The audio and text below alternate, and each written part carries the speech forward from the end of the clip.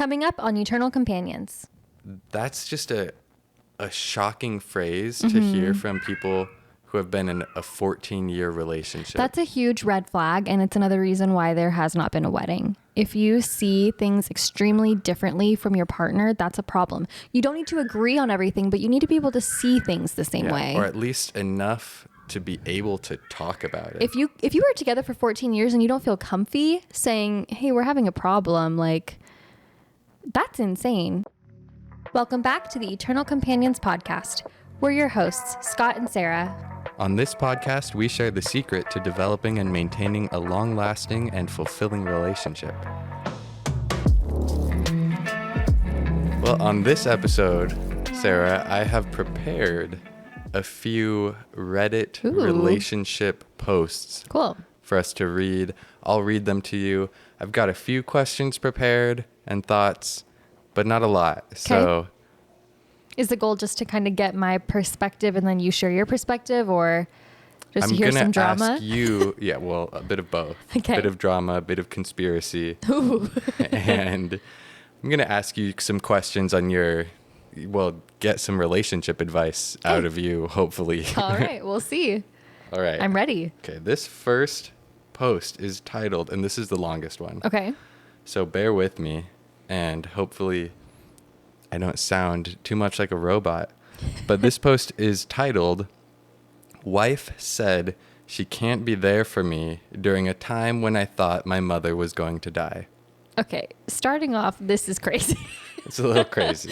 All right, let's hear it. Okay, take notes. Just kidding, I've got notes. In my brain. I've got my own notes. All right. My wife and I have been married for 17 years. We have one 13-year-old child. Okay. My wife doesn't have the best relationship with my side of the family. It's led to a lot of issues that we've been working through in counseling. That's good. In a nutshell, my wife hasn't felt that my family has respected her or that I've had her back when conflicts with them have come up. And I've felt that my wife's unaddressed anxiety issues have created conflicts with my family about things that are at times excessive and unreasonable. All right. So, anxiety. Obviously, it just said that. Let me reiterate, anxiety. For example, my wife is hypervigilant about COVID when it comes to my family, but less anxious about it around her family, when was friends, this written? Or random strangers. 4 days ago. Oh, okay. All right. She was hypervigilant about getting sick and contamination in general before COVID, but it was taken to a new level. We no longer get together for holiday family gatherings with my side because of this, and it's caused a lot of strain between myself and my parents.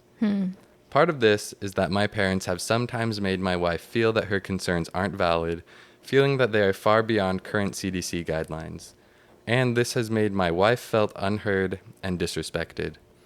For my part, I've worked hard to be more empathetic to my wife's feelings and have frank discussions with my parents about this situation and how they have sometimes made my wife feel. My wife has been trying to address her anxiety and trust issues in therapy, but change has not happened quickly. Things between the two of us have been in an okay place lately. We communicate better than we have in the past, and I've learned how important it is for me to make her feel protected and understood, but in many ways, all of these issues have taken a toll on us. Okay, we're halfway. Okay. That's the exposition. That's the context. So far, it doesn't sound too bad. Like, it sounds like things have been going well. Yeah. Let's hear it, though. Making this harder, my mother has stage 4 blood cancer. Oh. I feel a lot of guilt and hurt about not spending more time with her, and for denying her the chance to spend much time with her grandchild due to my wife's anxiety and trust concerns. Then, about a week ago, my mother had an emergency health situation where things deteriorated quickly. Fortunately, my mom recovered, but for a day or so, I felt like this might be the end for her. Since then, it's been an up and down roller coaster of her status changes and my emotions. My wife, who was initially very supportive for me during this, has now become kind of distant with me. When I tried to talk with her about this, she said she is just overwhelmed with stress and anxiety about all of this and can't keep hearing about my mom. She said it has nothing to do with past conflicts or guilt. She just can't be there for me or be what I need right now because the stress and anxiety of the whole situation is too much for her. This situation with my mom feels like something that is going to be more and more part of my life and something I need to emotionally prepare for. I don't want to have to face this alone or feel like I can't depend on my wife to be there emotionally for me during these times, or at least try to be there. I know it's hard, but if the roles were reversed, I feel like I would do anything to be what she needed in these moments. I said all of this as clearly as I could, but she still said she, quote, just can't. Ooh. She feels terrible and says she's sorry, but she says she's being honest. I don't know what to make of this. I feel hurt and abandoned during one of life's hardest moments. I want her to understand that I don't ask much of her, but I do need her to be there for me in times like these. We are so close in so many ways, but I'm learning that she feels that it's acceptable to just not engage with parts of our relationship that are hard.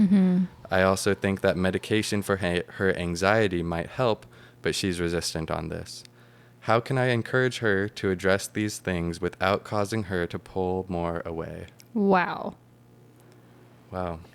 Okay, before I ask any questions, any initial things that stood out? Oh my gosh, tons. So like I said, halfway through, things sounded pretty good. Like they were going to counseling together. I also loved the language that he was using. Like, I understand this is how this person is feeling because of my behavior, or this person feels this way and this person feels hurt. And like, I feel that this author was very understanding of everybody's emotions. And so I was hoping that there would be some sort of not so bad thing happening, just because it sounded like he was a really mature author. Well, they've been married for 17 years. And they've worked through some stuff in counseling. Exactly. And so that was like a green flag for me. But wow, I got really disappointed when I heard the line about like not wanting to do this alone. Because when you get married, one of the benefits of getting married is that you never have to do anything alone. Like you have a life partner to go through these extremely hard things with. That's the ideal. Well, that's the standard, what do they say when you're getting married, right? They say in sickness and in health, in some other things, but it's, in all of life situations, you vow to be there with them. Right. And I feel that I personally would feel really disappointed if I didn't have an emotional support going through something that serious. Even if I wasn't married, I would hope that my friends would be there for me through that kind of a thing, or if I had siblings or another parent. So it's really concerning to me that this person believes that their spouse, their closest relationship on this earth, can't emotionally deal with this. And I believe, based on the minimal context that I have here, a reason for this may be due to this person's health anxiety. And because this is a health concern, it may be spiraling for her in a more significant way than if, let's say, the mom was having a financial crisis or something like that. Because it's a health related thing, it might truly be working her up to a point where she feels very uncomfortable. Okay, and you said health anxiety. Yeah. Are there specific kinds of anxiety? Oh, yeah. Can you go into that a little more? Yeah, absolutely. So when I was listening to this, I kind of saw myself in it a little bit because, I have health anxiety, and it turns out that it was actually... Got a visitor. Got another visitor. Every episode, our little puppy comes and visits us. So I thought that I had something called health anxiety for years. Turns out it was OCD. Okay. And I always thought that OCD was something else. We'll talk about that more in depth in a different episode. But there are lots of different categories of things that you can have anxiety about, or have intrusive thoughts about, or compulsions around. And based on the way that this person is concerned about contamination, about COVID and illness spreading, it leads me to believe that she has anxiety primarily around maintaining health. And so to have a close family member have cancer, which is like every hypochondriac's worst nightmare. It's what WebMD says you always have anytime you start Googling that you have a stomach ache, right? Yeah. You're so scared of cancer. To have a very close family member dying of cancer would be really, really stressful. Yeah. But that doesn't mean that you get to check out from your responsibilities as a support system. Those are my high level thoughts. Okay, so let's go into a couple of my other questions Yeah. then, because I want to ask, what does it look like to be there emotionally for a spouse who is going through a hard time, maybe specifically, the death of a parent? That's a really interesting question. And I think that it varies based on the couple. I think if my mom passed away, I would want different support than you would want if your mom passed away. Okay. Yeah. So learn, right? What would be helpful for you? I think a lot of like physical touch would actually be helpful, right? Physical reassurance. It would like ground me through hugging, and sitting by each other. What else would be some, what are some things that could be seen as emotional support?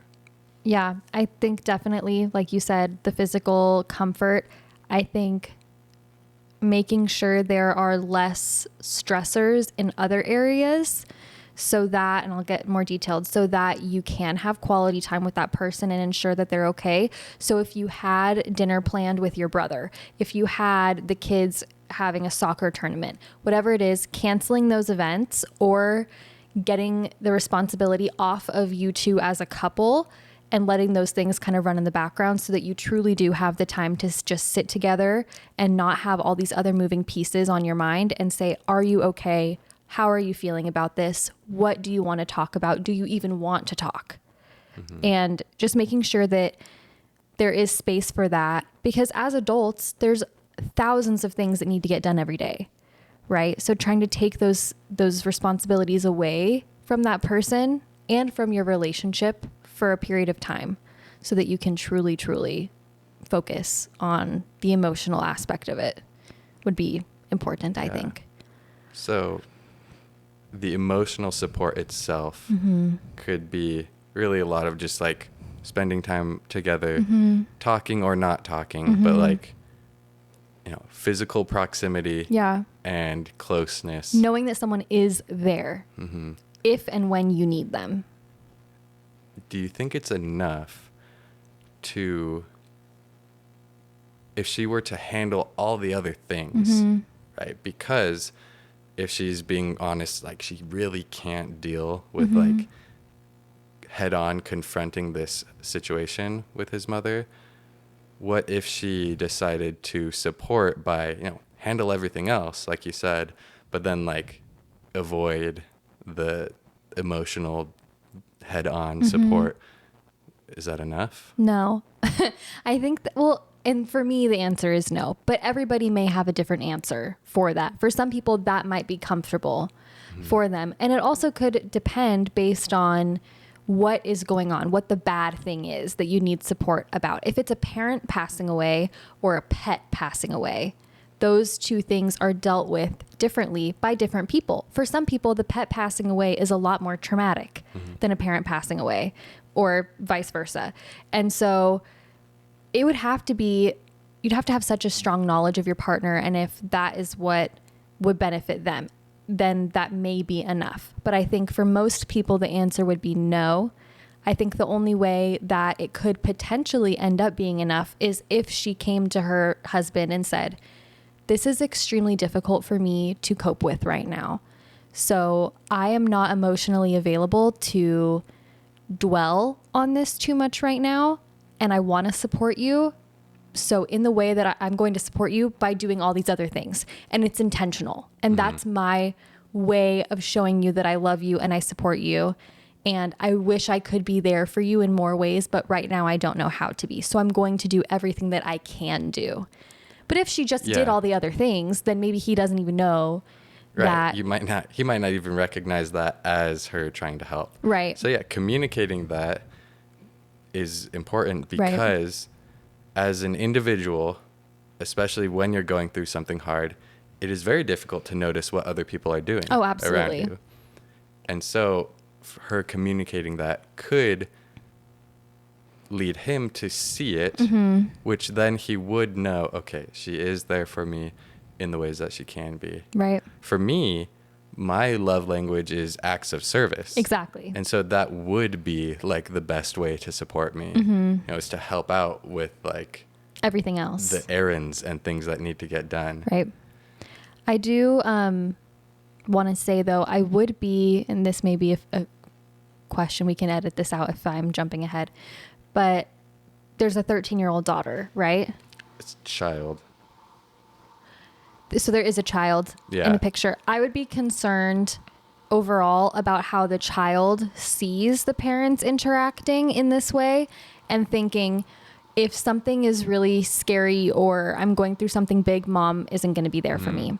So I would be really careful about making it too obvious that you're not being there for your spouse in like a very emotional way, because you could inadvertently push your children away because they know mom's not there for dad. So why would she be there for me? Right. And also, you know, this child is potentially losing their grandmother, which is a whole other thing. And they're a 13-year-old. They know what's going on. Yeah.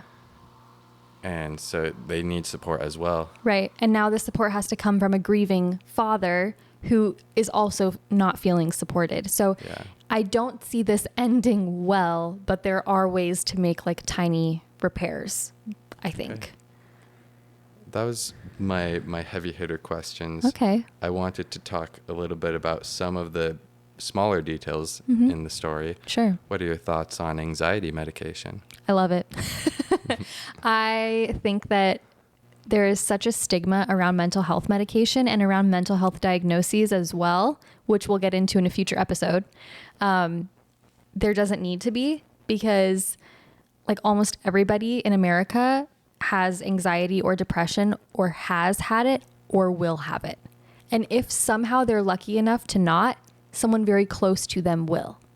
And a lot of what we experience in terms of mental health crises can be somewhat resolved with medication, especially if therapy alone has not resolved things. Personally, I love it. Like I said, I've lived without anxiety medication and depression medication. I've lived with it. I went off of it again, and now I'm back on it. And I can tell you that the times when I'm on it, I am way nicer to you and to myself. And I'm overall happier, and I can deal with things that used to scare me. And I do have the emotional bandwidth to care for you emotionally and care for our daughter emotionally. Would I have that availability without being medicated? No. So if they've done the therapy, if they've done the everything else, I would recommend trying it or being more open to it, because it's there for a reason. You know, those are my thoughts. I had two thoughts I wanted to add to that. When you are off of the medication, it affects me as well. Oh, yes, it does. Big time. And it affects the whole household. Yeah. One example that we might bring up in the other episode, was it the Disney World trip? Yes. Or the Disney cruise. Something like that. It was a big Disney trip. We booked, let's say it was like a week-long trip to Disney World, and flights, hotel in the parks, right? Multiple days, a day for each park, plus like an extra reservations. Dining reservations. Booked a huge trip. I told you, and you were like not excited. I said, okay. Which was not the reaction that I wanted. Or expected. Yeah, because previously, when we've done things like that, you do a happy dance. Like legitimately. You can't control your excitement, so you have to dance it out of your bones. Like genuinely. And so, that was a time when I was off of medication. Yeah. And then now I'm on medication, and you're like, we're having salmon for dinner. And I'm like, ooh, doing a happy dance, It's like I'm able to experience a wider range of emotions a lot more regularly, which helps me to help other people with their emotions too. Yeah. So Last thing I want to bring up on this one. yeah. What do you think is the worst case scenario if you try anxiety medication at a reasonable and small dosage as prescribed by a professional? Like under the care of a medical professional. The worst case scenario is you have a small reaction to it. You have like cotton mouth or drop in libido, headaches, and you go off of the medication within the first 6 weeks and you say, okay, that didn't work. Some people can have more severe reactions if they do have like a family history, and you can get like suicidal thoughts, which if that is someone's genuine concern, then they definitely would need to be like under the care of a psychiatrist as opposed to like a family doctor. But there are ways to manage those things. And if it's affecting your life and your relationship so much, I personally would take that risk. I would take that risk if it was going to help my marriage, my parenting, the way that I'm able to interact with others. I absolutely would take that risk. Yeah. All right. Let's move on to number 2. Okay. This post is titled Sole Financial Provider and Don't Know What to Do. We've both been in this position before, so let's hear it. My fiance and I have been together for almost 14 years. Okay. Stop right there. Should get married. Yeah. Set a date. When we met, he was self-employed and I worked part-time. Okay. As I was newly divorced and raising 2 boys. 2 years after we bought a house together to be closer...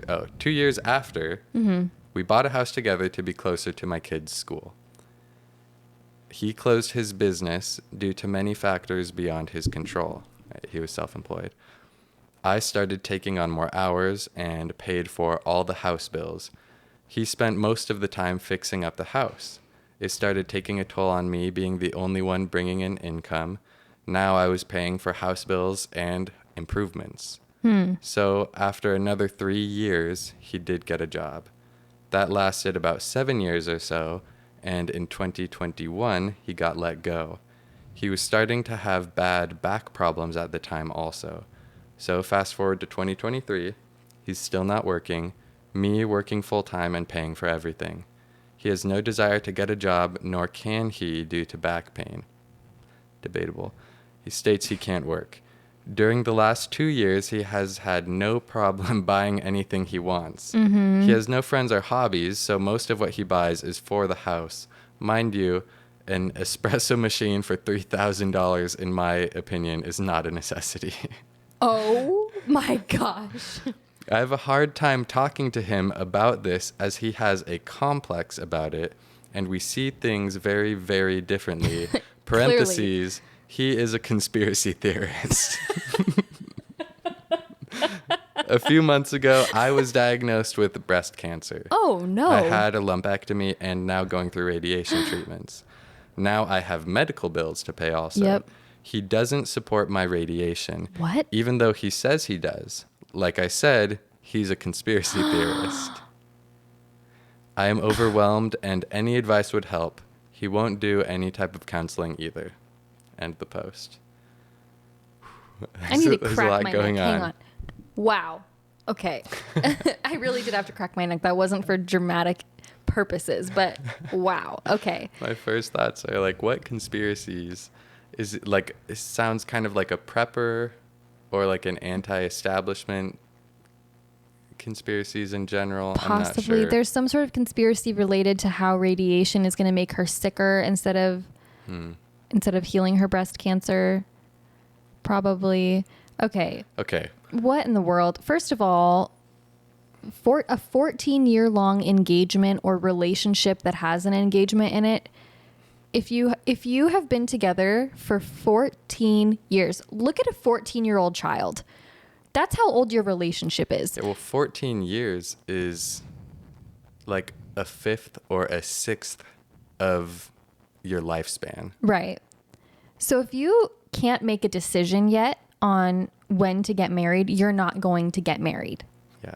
Or if you do, it's going to end very quickly because there was a reason why you weren't getting married for 14 freaking years. That's crazy. That's crazy, first of all. There's a commitment problem. I agree. I think that if you're going to get engaged, I don't know. We'll talk about this more in other episodes. But marriage is great, and committing to a person is awesome, and delaying it after an extended and very reasonable period of time there's like only downsides. It's suspicious. It's suspicious in my opinion. Okay. So I wanted to ask you, how can you talk to someone who sees things very, very differently than you, right? How do you approach a conversation about a specific topic, in this case, the finances, with someone who disagrees and is, behaving in a way that makes it uncomfortable for you? Right. I think that something that's really important is to get on the same page with your partner on this fact that whatever I perceive is my truth. That's my experience. And whatever you're perceiving is your truth and your experience. So if you can agree on that, then you can tell them, from my perspective, this is my truth. This is what our life is. This is what's happening to me. Because then they can't say, well, no, it's not. Because that's usually what a defensive person would do. And you say, okay, it's not to you, but to me, this is how I'm perceiving this behavior, this emotion, this lack of employment, whatever it is. This is my truth. And I would say that start with that groundwork of understanding that. I think that's very important. I think that sometimes saying my truth can sometimes come off wrong as well.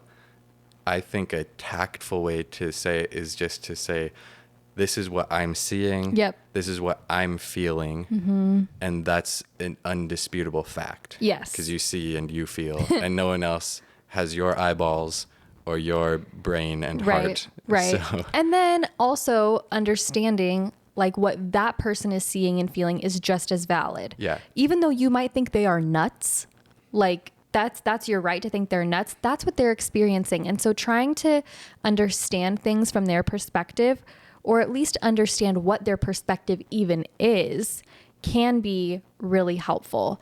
And it can just kind of dilute the conversation a little bit, if that makes sense, to instead of having it be super pointed, saying you're doing this, you're doing that, it's causing a ruckus in the house and my heart and my life, just like this is what I'm experiencing. A ruckus in my heart. I would, if I was this person, your heart would be ruckus. I would have a ruckus in my heart, Scott. I would, because I can't.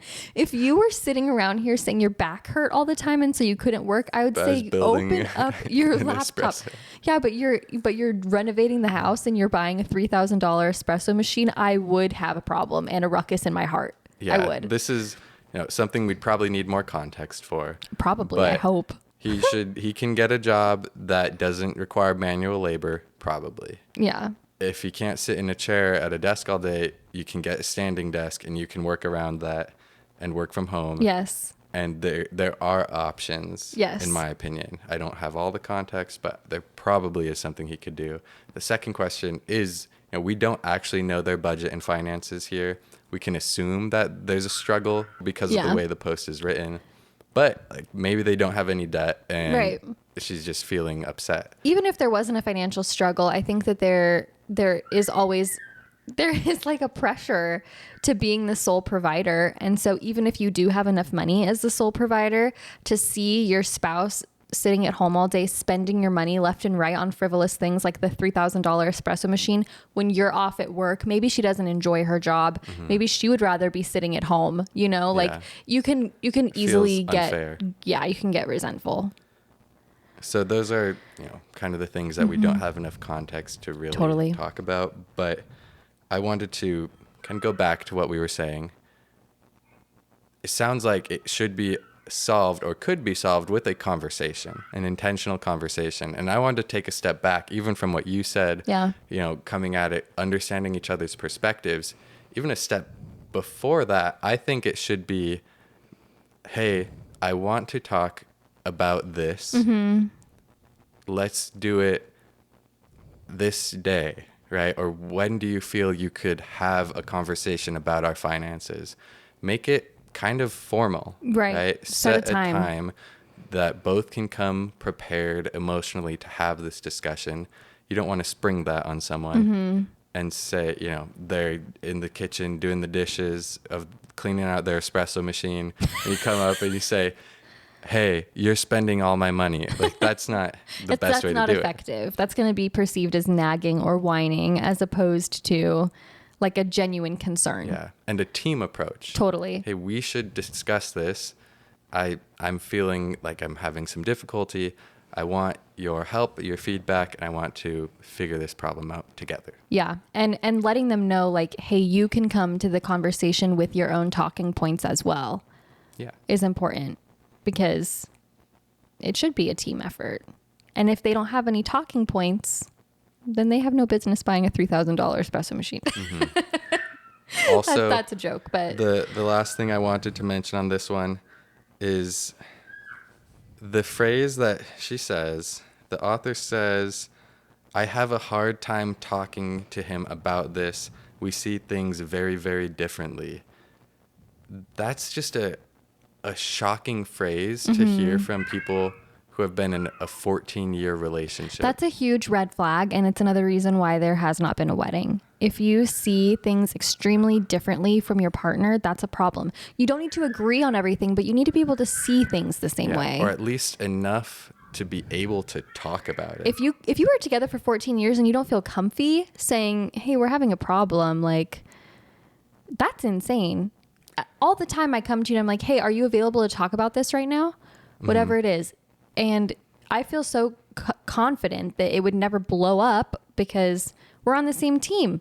Yeah. It's always, this is a huge lesson that I've learned, and I try to tell all of my friends in relationships, and even on these posts and stuff when I do end up commenting, especially on like the Wives Club and stuff like that on Facebook, is it's not you versus him or you versus her. It's you and your spouse versus the problem. And if people would just adopt that mentality, I feel like there'd be less of these posts. Wisdom. Yeah. Pure wisdom from Sarah. Heck yeah. All right. That's probably all we're going to get to on the second post. Okay. All right, Sarah, we have just a few minutes before nap time is over. So let's see if we can get through Reddit post number 3. I'll try to be less long-winded. This one is called Wife is Obsessed with Writing Fan Fiction and Playing Games, Has No Interest in Anything Else, Including Our Relationship. Yikes. My wife, 30-year-old female, and me, 29-year-old male, have been married 3 years. We used to go out occasionally and have a good time when we did. We both play video games, me only a bit, but in the last 5 months, she has become completely obsessive with her games and writing Tumblr fan fiction about her games. No. To give you an idea, she is on every day I get home at 5 p.m. and will stay on until 5 a.m. most nights, also drinking. Oh. It's terrible for her health and for our relationship. I don't feel like I have a wife anymore. It's like having a roommate that keeps to themselves. She still loves me, and I believe that. She is affectionate in the short times when we are in the same space, hugging, small kisses, etc. But other than that, we are barely intimate. There's hardly ever time when she's on her game until 5 every night/morning. I told her how bad what she is doing is for her health and our relationship. She acted like she understood, but she clearly doesn't care about me enough to change anything. For us to get out and do anything requires me to push her, and when we are anywhere, it's like she is just counting the clock until she can get back to her computer. I can't help but feel like she is basically getting all her romantic relationship needs from her romance fan fictions. Oh, yikes. Now our relationship is boring to her, and she has nothing to put in. I just feel so lonely. Oh. I plan to bring it up again, but last time I thought we had a good talk, and it meant nothing to her. All right. Okay, so is she bored because he's not like a Viking, or like, I'm confused? Well, we don't know what kind. Maybe a lizard man or a space astronaut. Or Tom Nook from Animal Crossing. Tom Nook. So there's obviously a problem. The problem is they're not spending time with each other. She's focusing on something else. way too much. To a severe degree. To the extent I would call it an addiction. Yeah. I mean, if you do anything that much, it's a problem. Even if you're exercising for 12 hours a night instead of being with your partner, that's a problem. If you're sitting there meal prepping for 12 hours a night, if you're reading the Bible for 12 hours a night, things that people might think are good. If you're doing that for 12 hours and you're not sleeping, you're also consuming a lot of alcohol during that time. Like, I don't care what your stance is on alcohol. That's not a healthy thing. Yeah. And you're not prioritizing your relationship when it's previously been identified that this is something that's hurtful to your partner. Red flags everywhere. It's definitely bad. So my question for you, how can you communicate that what your partner is doing is hurting you without it leading to them being defensive and it becoming an argument? In this case, I have no clue. Because they've already tried to have that discussion and it didn't stick for some reason. I don't know what the right thing to do is here. What would you do in this situation? Especially you like video games. Yeah.